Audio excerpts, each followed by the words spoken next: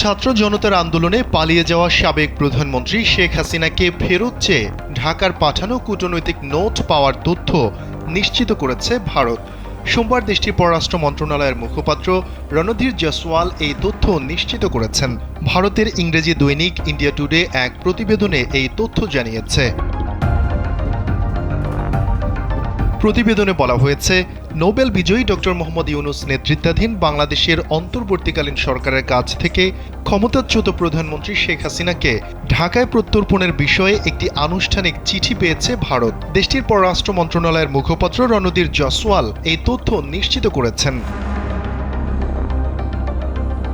নয়াদিল্লিতে এক ব্রিফিংয়ে মুখপাত্র রণধীর জয়সওয়াল বলেন, আমি নিশ্চিত করছি যে আমরা আজ বাংলাদেশের হাইকমিশনের কাছ থেকে প্রত্যর্পণের অনুরোধের বিষয়ে একটি নোট পেয়েছি, তবে বর্তমানে এই বিষয়ে আমাদের কোনো মন্তব্য নেই।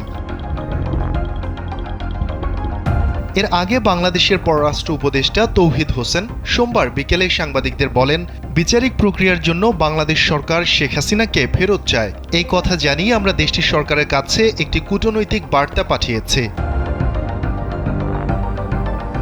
এর আগে সকালে স্বরাষ্ট্র উপদেষ্টা জাহাঙ্গীর আলম বলেন, ক্ষমতাচ্যুত প্রধানমন্ত্রী শেখ হাসিনাকে ভারত থেকে ফিরিয়ে আনতে তার মন্ত্রণালয় পররাষ্ট্র মন্ত্রণালয়কে চিঠি দিয়েছে। এক প্রশ্নের জবাবে স্বরাষ্ট্র উপদেষ্টা সাংবাদিকদের বলেন, তার প্রত্যর্পণের বিষয়ে আমরা পররাষ্ট্র মন্ত্রণালয়ে একটি চিঠি পাঠিয়েছি, এ নিয়ে প্রক্রিয়া চলমান রয়েছে। শফিকুল ইসলাম শান্ত, কালবেলা।